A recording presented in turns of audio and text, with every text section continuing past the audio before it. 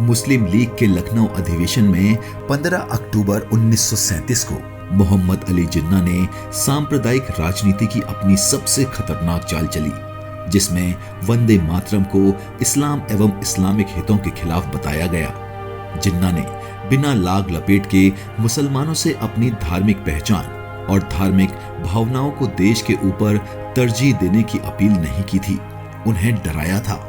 हमारे चैनल पर आपका फिर से स्वागत है। जिन्ना ने साफ शब्दों में कांग्रेस को हिंदुओं का संगठन बताया और उन्होंने इसके 3 कथित सबूत भी दिए थे। पहला, वंदे मातरम इस्लाम विरोधी और बदपरस्तों का गीत है जिसे कांग्रेस भारत का राष्ट्रगीत बनाना चाहती है। दूसरा, हिंदी या हिंदुस्तानी हिंदुओं की भाषा है जिसे कांग्रेस भारत राष्ट्रीय भाषा मानना चाहती है। तीसरा, कांग्रेस के झंडे को देश का झंडा बनाने का प्रयास किया जा रहा है। जिन्ना ने मुसलमानों को वंदे मातरम से किसी भी तरह से जुड़ने से आगाह किया, उर्दू को पूरे भारत की भाषा बनाने के लिए हर कोशिश करने की सलाह दी और मुसलमानों को तिरंगे झंडे के बजाय मुस्लिम लीग के हरे झंडे के नीचे ही लामबंद होने को कहा।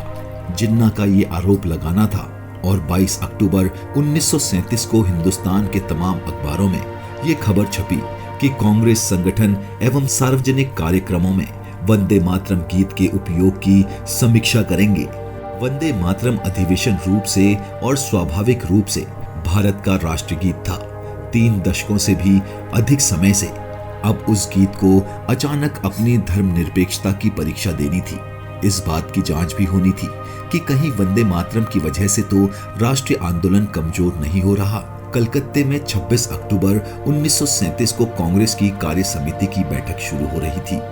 कांग्रेस के इसी निर्णय के विरोध में 26 अक्टूबर 1937 को वंदे मातरम के पक्ष में वंदे मातरम दिवस मनाने का निर्णय लिया गया, जो महाराष्ट्र से लेकर बंगाल तक आयोजित किया गया।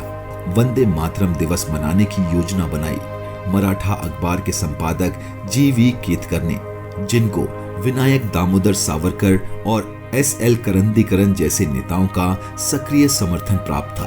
केतकर ने वंदे मातरम दिवस को यादगार बनाने के लिए पेरिस से वहां ऐतिहासिक वंदे मातरम ध्वज मंगवाया, जिसे भीकाजी कामा ने 1907 में जर्मनी में पहली बार सार्वभौम भाषा के ध्वज के रूप में फहराया था। वह ऐतिहासिक झंडा कई हाथों से गुजरता हुआ पेरिस से सरदार सिंह राजवी राणा के पास पहुंचा था। 26 अक्टूबर को सुबह पुनः वे वंदे मातरम दिवस मनाया गया और वंदे मातरम का वह ऐतिहासिक ध्वज फहराया गया।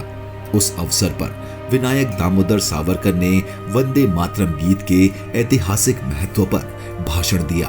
पूना की उस सभा में एक प्रस्ताव भी पारित किया गया। प्रस्ताव में कांग्रेस से आग्रह किया गया कि वो वंदे मातरम को भारत का राष्ट्रगीत घोषित करे। उसी प्रस्ताव में वंदे मातरम के प्रति हिंदुओं और मुसलमानों की समान श्रद्धा को रेखांकित किया गया और भारत के उन वीर सपूतों और सपुत्रियों को याद किया गया जिन्होंने वंदे मातरम कहते हुए अपने प्राण देश पर न्यौछावर कर दिए थे। शाम में वंदे मातरम का वही ऐतिहासिक ध्वज बंबई में भी फहराया गया और वहां भी वंदे मातरम दिवस मनाया गया। अगले दिन कलकत्ता में भी विशाल वंदे मातरम रैली निकाली गई। वंदे मातरम के पक्ष में एक तरफ राष्ट्रीय वंदे मातरम दिवस मना रहे थे तो दूसरी तरफ जिन्ना देश भर में घूम घूम कर मुसलमानों को वंदे मातरम का विरोध करने के लिए उकसा रहे थे। जिन्ना द्वारा वंदे मातरम का विरोध और कांग्रेस में इसके प्रति अनिश्चितता को देखते हुए पूरे देश में वंदे मातरम के पक्ष में माहौल बनने लगा। ये कल्पना से परे था कि भारत का राष्ट्रीय आंदोलन अपने संकल्प मंत्र वंदे मातरम से ही दूरी बना लेगा, पर कांग्रेस ने किया कुछ ऐसा ही। जनसभा का निरादर करते हुए 29 अक्टूबर 1937 को जवाहरलाल नेहरू की अध्यक्षता में कांग्रेस कार्य समिति ने बयान पारित किया, जिसमें ये सफाई दी गई कि कांग्रेस ने वंदे मातरम या किसी अन्य गीत को अभी राष्ट्रीय गीत का दर्जा दिया ही नहीं था। दूसरी सफाई ये दी गई कि किसी भी राष्ट्रीय आयोजन में वंदे मातरम के पहले 2 पदों का गायन किया जा सकता है।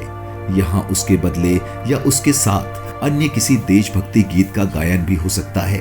यानी साफ शब्दों में कह दिया गया था कि वंदे मातरम के बदले अब कोई दूसरा गीत भी गाया जा सकता है।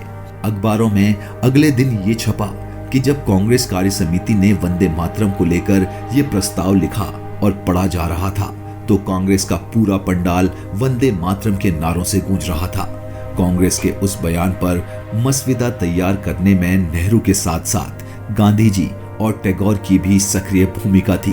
वंदे मातरम के रचयिता बंकिम चंद्र चट्टोपाध्याय ने भविष्य के संभावित प्रश्नों को समझते हुए आनंद मठ में अपने किरदार भवानंद के माध्यम से स्पष्टीकरण दे दिया था। हम और किसी माँ को नहीं मानते। जननी जन्मभूमिश्च सर्वगादपि गरियसी। हम लोग जन्मभूमि को ही माँ कहते हैं। हमारी और कोई माता नहीं, पिता नहीं, भाई नहीं, बहन नहीं, मित्र नहीं, स्त्री पुरुष नहीं, घर द्वार नहीं। हमारे लिए एकमात्र वही सुजला सुफला मलय जशतलाम शस्य श्यामलाम है। वंदे मातरम भारतीय अस्मिता का कंठहार था, है और रहेगा। उसे किसी कार्य समिति या किसी सरकार की अनुशंसा की ना ही कभी दरकार थी और ना ही होगी। अगर आपको हमारा वीडियो पसंद आया हो तो प्लीज लाइक और सब्सक्राइब जरूर करें।